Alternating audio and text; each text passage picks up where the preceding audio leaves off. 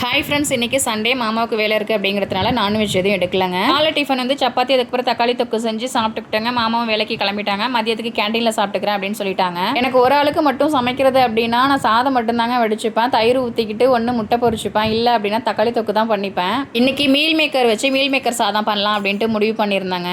அப்படின்னு வந்து காரம் சாப்பிட மாட்டான் அப்படிங்கிறதுனால அவனுக்கு நெய் ஊற்றி சாப்பாடு கொடுத்துப்பேன். அதனால் எனக்கும் ஒரு ஆளுக்கு மட்டும்தான். மீல் மேக்கரை ஃபஸ்ட்டே நான் வெந்நீரில் வேக வச்சு வச்சுக்கிட்டேங்க. அதுக்கப்புறம் ஸ்டவ்வில் கடாய் வச்சுட்டு கொஞ்சமாக எண்ணெய் ஊற்றிக்கிட்டு சோம்பு போட்டு தாளிச்சுக்கிட்டு பெரிய வெங்காயத்தில் பாதி தான் நான் கட் பண்ணி சேர்த்துருந்தேன். ஒரு ஆளுக்கு தானே போதும் அப்படின்ட்டு.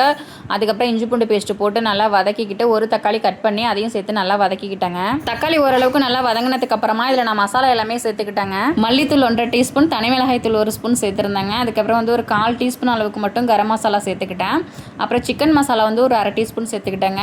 டேஸ்ட் நல்லாயிருக்கும் அப்படிங்கிறதுக்காக. கூடவே தேவையான அளவு உப்பும் சேர்த்து நல்லா மிக்ஸ் பண்ணி விட்டுக்கிட்டேங்க. வெந்த மீல் மேக்கரை நல்லா புளிஞ்சு எடுத்துட்டு 2-3 டைம் நல்லா வாஷ் பண்ணிவிட்டு அதுக்கப்புறம் வந்து 2 கட் பண்ணிக்கிட்டாங்க. ஏன்னா மீல் மேக்கர் கொஞ்சம் பெருசாக இருந்துச்சு அப்படிங்கிறதுனால 2 கட் பண்ணிவிட்டு அதையுமே இதில் சேர்த்து மிக்ஸ் பண்ணி விட்டுக்கிட்டாங்க. மசாலா எல்லாமே மீல் மேக்கரில் நல்லா மிக்ஸ் ஆனதுக்கு அப்புறமா மலைச்சாரல் மாதிரி கொத்தமல்லி தலையை அப்படியே தூவி விட்டுட்டு அப்படியே ஸ்டவ் ஆஃப் பண்ணிட்டாங்க. அதுக்கப்புறம் இறக்கி வச்சுட்டு சாதமும் வடிச்சு வச்சுருந்தேன். அதையும் சேர்த்து நல்லா மிக்ஸ் பண்ணி விட்டுட்டாங்க. சூப்பரான மீல் மேக்கர் சாதம் ரெடி ஆயிடுச்சுங்க. இதுக்கப்புறமும் ஏன் வெயிட் பண்ணிக்கிட்டு சாப்பிட வேண்டியதான். தம்பிக்கு வந்து நெய் ஊற்றி சாப்பாடு கொடுத்துட்டாங்க. எனக்கு வந்து மீல் மேக்கர் சாதம் தாங்க. டேஸ்ட்டு சூப்பராக இருந்துச்சுங்க. வீடியோ பிடிச்சிருந்துச்சு அப்படின்னா லைக் பண்ணுங்கள். ஓகே, தேங்க்யூ, பாய்.